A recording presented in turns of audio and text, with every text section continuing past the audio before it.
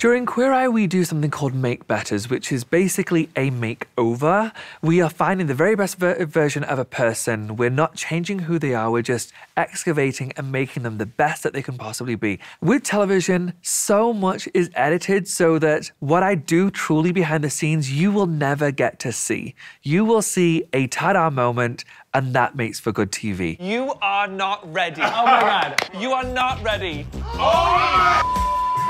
Oh my God. Look at her! Oh my God. I've never been able to communicate how to really think the way I think when I'm shopping, when I'm styling myself, when I'm styling somebody else. I want to take this opportunity to really lay out the whole process, start to finish.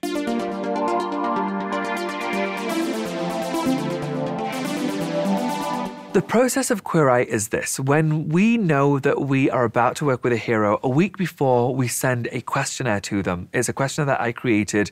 It's questions like, what is your favorite color? What colors do you like? What colors do you absolutely not like? What colors do you wear? What colors would you like to wear but you don't know how?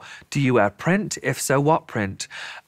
Do you wear a skinny jean or a baggier jean? Do you wear jeans at all? Are you the kind of person that wants to conform to what people expect of the gender you present as, or are you more non-binary? The questions within the questionnaire are the kind of questions I ask myself, or I asked myself when I was first starting out on my style journey. They're the questions I want you to ask yourself.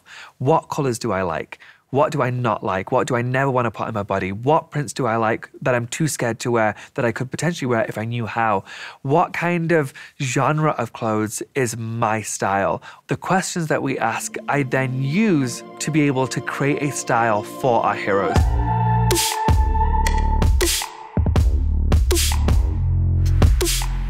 When I meet them for the first time on the show, I delve deeper. I look in their closet and really see if what they're telling me matches with what's in their closet. It often doesn't. We've got basic con down. Now let's bring out fabulous con. Yeah. And so that's when I start to really ask questions and find out who they are, who they want to be. And so that's when I start to ask, who do you like? Who do you look up to? Is there somebody at work? Is there somebody in your own home whose style you like? When you see you in the future, what do you look like? Donald Glover. The main reason I'm asking these questions is because I want to know how they want to feel. What do they want to convey to the world? All of this is to help them develop their personal style. It's not about what I think they should be wearing because they are of a certain age, of a certain height, of a certain size. It's not that at all. It's who do they want to be so that they can feel like the very best version of themselves. One question in particular that I find really helps when I'm styling somebody is, was there ever an outfit that made you feel amazing? I've never met a person that would say, no, I've never felt good. Everyone has that one thing, even if it was as a kid, that made them feel the way that they hope they would always feel. And so let's say, for example, it's a dress and this person doesn't wear dresses anymore at all. I want to understand why. And so I'll start to dissect why, if you felt that good in that dress, you wore it as a bridesmaid, you felt the best you've ever felt, yet you've never worn a dress since. Why? Haven't been able to find a dress that I like. I don't think dresses really work for me. That must have just been an off day. No, that you felt something that day, that must mean something. But I want to understand what that made them feel. How that thing made their day that day. And then I use that information to craft a whole new closet for our hero based on their answers, based on the style that they want to have.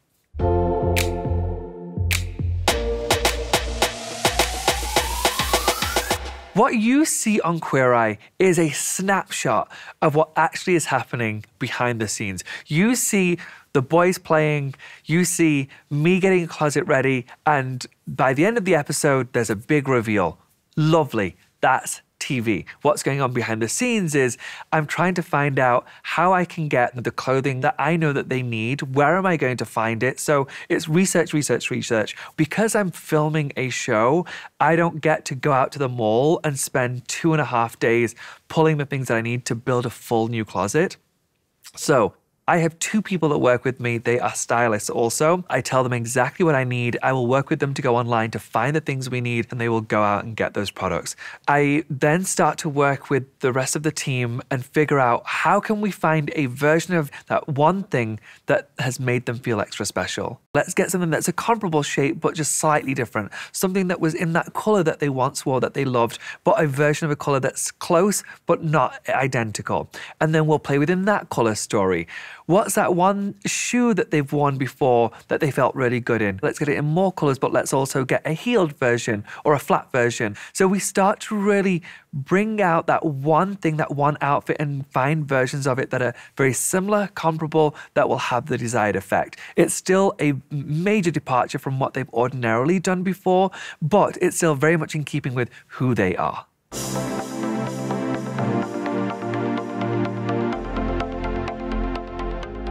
We then have a store visit, or sometimes I've ordered online and I bring them to our loft. At that point, that is where I will take the clothes that I have already found for them that are based off that one nugget of information they gave me, which is when they felt their best. And we will start to really break down the new items that are similar to the ones that they once felt good in. And they can decide of those items which ones they like. And then that helps us whittle it down even further. So we'll have them try on as much as physically possible. I love the jacket.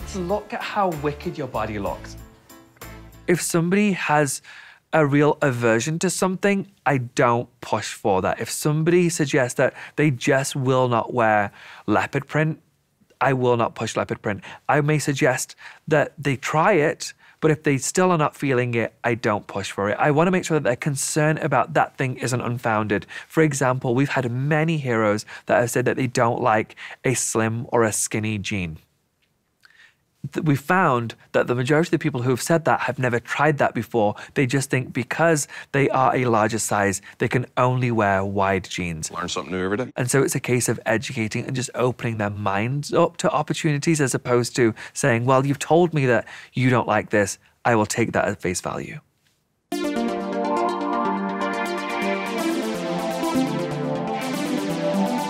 Then once we end that scene, I will then spend another day and a half really dissecting that closet that we initially purchased and see what worked from that. We get rid of the things that didn't, and we start to expand on the ones that really did. Again, finding different colorways, different silhouettes, but that are close to what they've already tried on. And that's how we then get to the point where we've landed on the perfect wardrobe for them.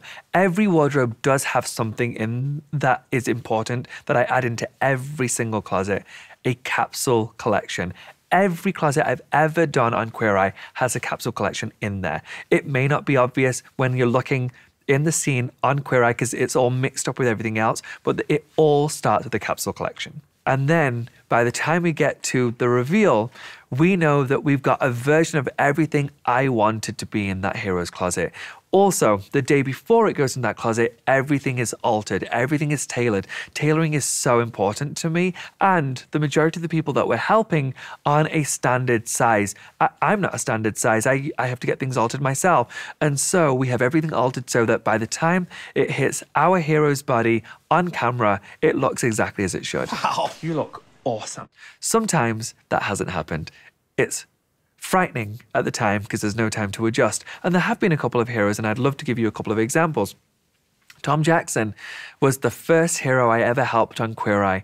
I had no idea what I was doing because I'd never been on TV before, and I was pretty much just trying to stay upright because I wanted to pass out the majority of the time because I was so scared of the cameras. And so I didn't realize what I was meant to be doing in the meantime of meeting him and then the reveal. I didn't have things altered correctly. I didn't work with my tailor closely enough, and so nothing fit him the way I wanted it to fit him. Was he supposed to keep the undershirt on? Do you know, older men do. I'm fine with that. The final look wasn't ever what I wanted to present to the world. That's the way TV works. Sometimes you don't get to do everything you want to do. You don't know everything immediately. However, throughout the process of working on Queer Eye, I've really started to hone in on exactly what works for our heroes. And now I go in very confidently on reveal day, knowing that we've got a wardrobe that makes sense for them. It's very unique. It's very particular to who they are, what they want to be, and it fits to perfection.